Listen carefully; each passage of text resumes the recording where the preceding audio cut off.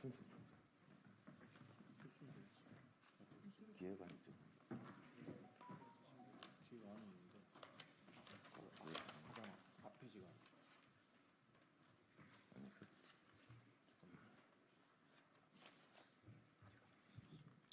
자, 우선 저 핸드폰을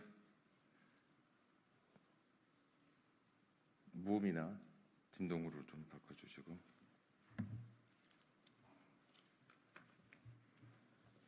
예, 안녕하십니까. 저희들은 한국노총 내에 있는 비정규직 연대회의에 소속되어 있는 노동조합 간부들입니다. 이번에 저희들이 화성에서 발생한 대중대재해 참사에 접하면서 분명한 것은 중대재해가 맞지만 또 여기에 대한 명확한 문제 제기를 통해서 뭔가 개선 방안을 찾아야 되겠기에 저희들이 오늘 박홍계 의원님과 같이 기자회견을 하게 되었습니다. 우선은 참석하신 분들을 잠시 소개를 드리겠습니다. 우리 강정순 한국비정규직 일반노조 위원장님 참석하셨습니다. 그다음에 박강원 산업기술 일반노조 위원장님 참석했습니다. 그다음에 김천만 우리 한국비정규직연대회의 부의장님 참석했습니다. 조만업 직업상담사 노조위원장님 참석했습니다. 남경환 전국리프트 일반노조위원장님 참석했습니다. 그리고 우리 한국비정규직 연대회의 자문을 맡고 계시는 장재현 변호사님 참석했습니다. 우선은 이와 관련해서 간단하게 인사말을 먼저 박홍계 의원님께서 먼저 하시겠습니다. 네, 비례대표 박홍배입니다. 먼저 다시 한번 이번 참사로 사망하신 23분의 노동자들의 명복을 빌며 부상당하신 분들의 조속한 쾌유를 기원합니다. 또한 사랑하는 가족을 잃으신 유가족분들께 깊은 위로의 말씀을 드립니다. 위험의 외주화를 넘어 이제 위험의 일용화, 위험의 이주화가 진행되고 있습니다. 화성 전지공장 일용직 이주 노동자들의 노동과 생명은 이윤만 쫓는 사업주로부터도 정부의 역할을 방기한 윤석열 정부로부터도 존중받지 못했고 보호받지 못했습니다.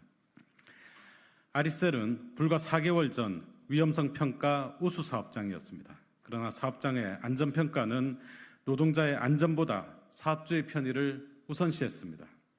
안전보건 컨설팅은 형식적인 수준에 머물렀습니다. 정부는 외부의 책임을 떠넘기고 관리하지 않았습니다.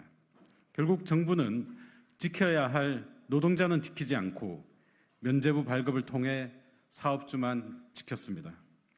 정부는 불법 파견 감독도 소홀히 했습니다. 문재인 정부 시절 코로나 이전까지는 연평균 1,528건에 달하던 불법 파견 감독 건수가 윤석열 정부 출범 이후 연평균 477건으로 70%나 줄어들었습니다. 사고가 난 아리셀에도 정부의 불법 파견 감독은 없었습니다. 노동자의 목숨보다 기업의 이익을 우선시하는 정부의 친기업 반노동 정책 기조도 이번 사고와 무관하지 않습니다. 노조가 하는 일이라면 그것이 일하다 죽지 않기 위한 자위권적 활동이라도 색안경을 끼는 정부의 태도가 일터를 더 위험하게 만들고 있습니다. 이런 상황에서도 정부는 파견 대상 확대 등 기존의 정책 기조 유지를 시사하는가 하면 심지어 국민의힘은 시행한 지 5개월이나 지난 50인 미만 사업장에 대한 중대재해처벌법 적용 유예를 22대 국회 민생 1호 법안으로 하겠다고 합니다. 제정신입니까? 얼마나 더 많은 노동자가 죽어야 합니까? 저는 환경노동위원으로서 화성 화재 참사가 우리 사회의 마지막 후진국형 산재 사고가 될 수 있도록 근본 참사의 원인을 규명하고 정부의 책임을 묻는 일에 최선을 다하겠습니다. 현장 노동자들의 목소리를 듣고 재발 방지를 위한 입법에 나서겠습니다. 일하다 죽지 않는 대한민국을 만들기 위해 최선을 다하겠습니다.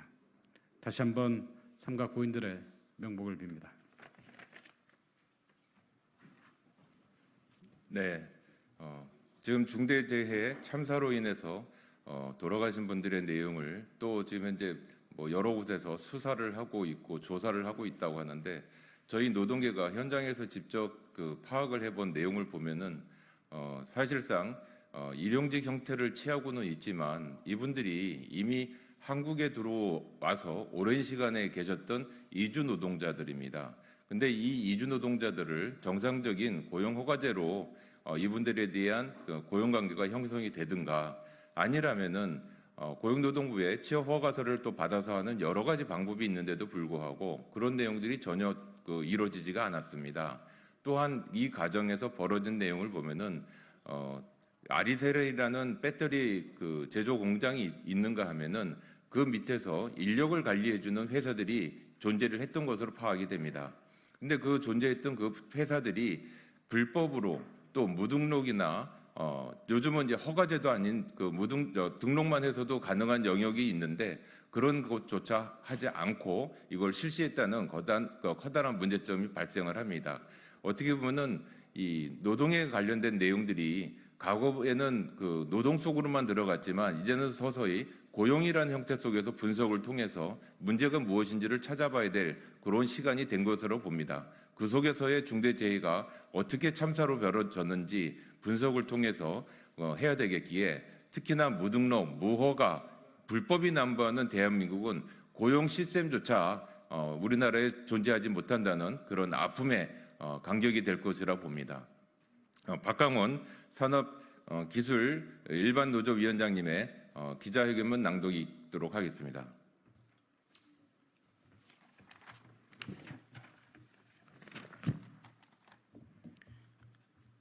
존경하는 국민 여러분, 먼저 이번 화재로 인하여 사랑하는 가족을 잃은 유가족 여러분께 심심한 위로의 말씀을 전합니다. 우리 국민 모두가 이번 참사로 인해 크나큰 충격을 받았으며 여전히 안전 불감증에 빠져있는 대한민국의 현실에 비통한 심정을 느끼고 있습니다. 모쪼록 고인들의 명복을 빌며 그분들의 헌신과 노고를 잊지 않도록 하겠습니다. 지난 6월 24일 경기도 화성에 소재한 배터리 생산업체 아리셀에서 발생한 리튬 배터리 폭발 사고는 결과적으로 총 23명의 노동자의 목숨을 잃었고 8명의 노동자가 부상을 입은 대형 중대재해 사고였습니다. 이는 단순한 사고를 넘어 우리 사회가 가지고 있는 구조적 문제와 막을 수 있었던 인재였음을 여실히 드러내는 비극적인 사건이었습니다. 이번 사고는 산업안전보건법 제5조의 사업주의 안전조치 의무가 지켜지지 않았고 제38조에서 명시한 노동자의 생명보호를 위한 안전조치조차 철저히 무시되었음을 보여주고 있습니다. 특히 사망자 중에서 상당수가 이주 노동자였는데 고용허가제에 따른 적법한 고용관계도 이루어지지 않았습니다. 불법 도급과 파견의 관행이 만연한 그런 상황이었기 때문에 가능한 참사였고 이는 고용 서비스 시스템에서 무력화가 된 상황임을 말해주고 있는 반증입니다. 이번 사고는 사망자의 신원을 확인하는 데 사흘이나 걸릴 정도로 심각했으며 결국 DNA 검사를 실시하고 나서야 겨우 사망자의 신원을 확인할 수 있었습니다. 이는 사고 수습 조치에 있어서도 신속하고 체계적인 조치가 이루어지지 않았음을 의미합니다.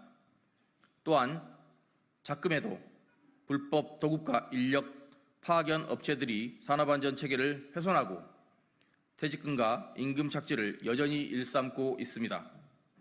예를 들어서 50명을 관리하는 인력관리 업체가 사업자를 변경하면서 퇴직금을 착취하기도 하고 약 2억 원 상당의 금품이 불법적으로 유출되는 사례까지 접수되었습니다. 이는 근로기준법 제36조 퇴직 시의 금품 청산과 근로자 퇴직급여 보장법 제9조를 명백히 위반한 것입니다. 우리나라의 사업자를 지원하고 관리하는 방식은 여러 가지 형태로 이루어져 있습니다. 사업자 등록 후 4대 보험 시스템을 고용의 내용에 신고하면 사업자는 소득 공제를 위해 각종 세무 신고를 하고 이를 통해서 4대 보험 시스템과 세무 당국이 정보를 공유하여 탈세를 적발하는 등의 시스템으로 관리되고 있습니다. 그러나 이러한 과정에서도 관리 사각지대가 발생하고 있으며 그 사각지대에서 결국은 불법적인 행위가 잉태되는 것입니다.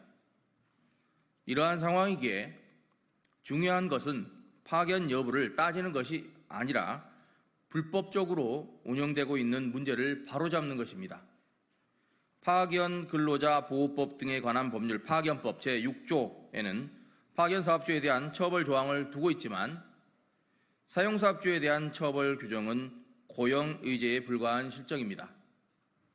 불법으로 근로자를 사용하는 사용사업주에 대한 처벌을 강화하는 파견법 개정이 시급히 이루어져야 할 것입니다. 아울러 불법을 자행하는 인력관리 사업자에 대한 단속도 즉각적으로 실시되어야 합니다. 또한 정부는 중대재해를 예방하기 위한 노력을 지속적으로 강화해야 합니다. 산업안전보고법의 엄격한 집행뿐만 아니라 사업장 내 안전관리 시스템의 정기적인 점검 및 개선까지 필수적으로 뒤따라야 할 것입니다. 중대재해 발생 시 기업의 책임을 명확히 하고 피해자에 대한 충분한 보상체계를 마련해야 할 것입니다. 그리고 중대재해 발생을 막기 위해 보다 강화된 예방보호체계를 수립하고 책임이 수반되도록 해야 할 것입니다. 구체적으로는 산업안전공단의 안전문화 확산 공모사업을 다시 재개하고 현장의 산업재해 예방 활동을 적극적으로 지원해야 합니다. 예산 삭감으로 인해서 이 사업이 중단된 것은 매우 유감스러운 일이며 이는 사회적 불감증을 더욱 증폭시킨 결과가 되었습니다. 정부는 이 사업을 포함해서 다양한 예방 프로그램을 확대하고 현장 근로자들의 안전을 최우선적으로 고려해야 합니다. 국민 여러분, 우리는 더 이상 노동자의 생명이 희생되는 것을 용납해서는 안 됩니다. 우리에게는 안전한 일터와 정의로운 사회를 만들기 위한 실질적이고 강력한 대책이 반드시 필요합니다. 여러분, 여러분의 힘과 목소리로 우리 함께 해주십시오. 안전하게 일할 수 있는 사회를 만드는 변화, 우리 함께 만들어 갑시다. 감사합니다.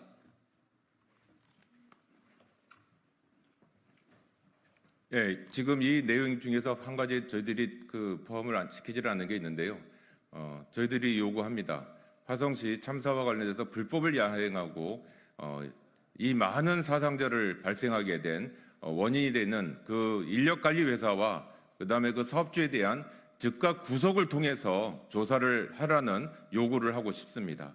그리고 아울러 전년도까지 진행되었던 산업안전공단에서 하는 이 산업안전 문화 확산 사업에 대한 예산을 전년도에 다 삭감시켰습니다. 그 내용에 의해서 금년도에 이러한 산업안전 예방 사업에 대한 활동이 전무하게 전개가 되지 못했던 그 책임을 분명히 저희들 사람도 존재할 거라고 생각을 합니다. 저희들은 이런 요구에 맞춰서 화상 참사에 대한 내용을 보다 우리 사회가 새롭게 발돋움하는 또 고용 시스템을 개선시키는 동기가 되기를 바라겠습니다. 혹시 질문 있으시면 말씀하시면 답변하겠습니다. 설명이 너무 잘 된 관계로 이상 마치도록 하겠습니다. 감사합니다.